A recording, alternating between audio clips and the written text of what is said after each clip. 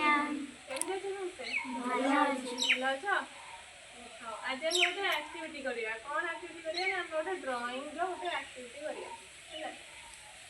ତମେ ସମସ୍ତେ ନେଚର ଜାଣିଛ? ପ୍ରକୃତି ଜାଣିଛ ନା ଜାଣିନ?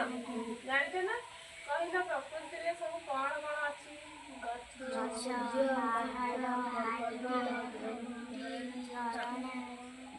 ପ୍ରକୃତିରେ ସବୁ କ'ଣ ଅଛି ନା ସୂର୍ଯ୍ୟ ଅଛି, ଗଛ ଅଛି, ପାଣି ଅଛି, ଝରଣା ଅଛି, ପାହାଡ଼ ଅଛି, ଏଗୁଡ଼ା ସବୁ ଆଗରୁ ତିଆରି ହେଇକି ଅଛି, ତାକୁ ଆମେ ପ୍ରକୃତି ବୋଲି କହୁଛେ ହେଲା। ତ ଆମେ କ'ଣ କରିବା ନା ପ୍ରକୃତିରେ ଆମେ ଯାହା ଯାହା ଦେଖୁଛେ, ଯେମିତିକି ଫୁଲ ବି ଦେଖୁଛେ ପ୍ରକୃତିରେ, ଆମେ ତାର ଗୋଟେ ଗୋଟେ ଡ୍ରଇଂ କରିବା, ଚିତ୍ର ଗୋଟେ ଗୋଟେ କରିବା ହେଲା। କର।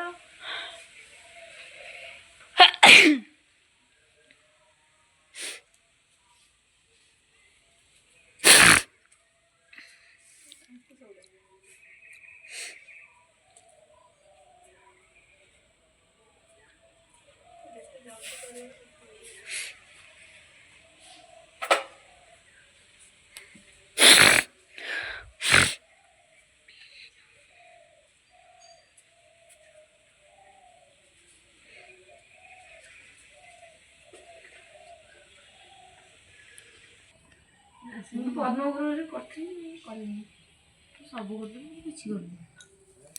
ତତେ କିଛି ସତ ଲାଗେ କି? ଲାଗେନି ଏମିତି ପିଲା ତତେ କିଛି ସତ ଲାଗେ? ମତେ ଆଡୁନି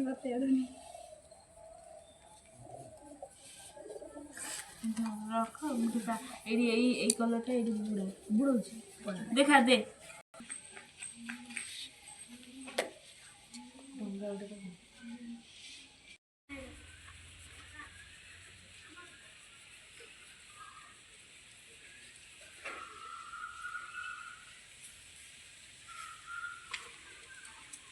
କହିଲ ଏଇଟା କ'ଣ? ଆଉ କ'ଣ? ଏସବୁ ଆମେ ପ୍ରକୃତିରେ ଦେଖୁଛେ ନା ନାଇଁ? ଆଉ କାହାର ସରିଲା?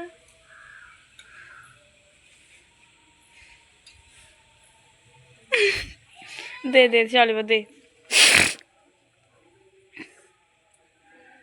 ସକାଳର ଦୃଶ୍ୟ। କହିଲ ଏଇଟା କ'ଣ?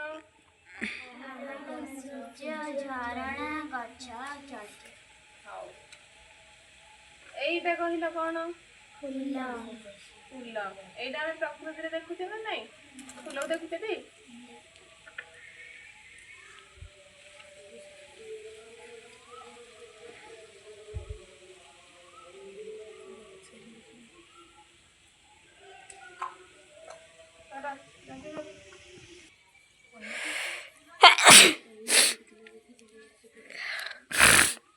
ପାଟି କରନି।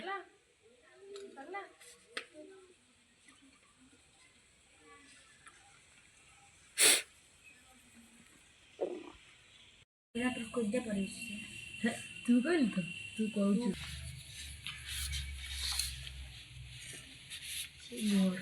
ଘର ସବୁ ରାତିରେ ମୋ ଚିତ୍ର ଜୀବନ କାଳ ପାଠ ପିଲାଟେ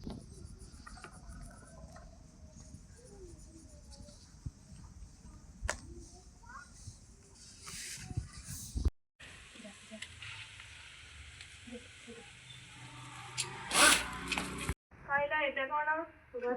ଗଛ।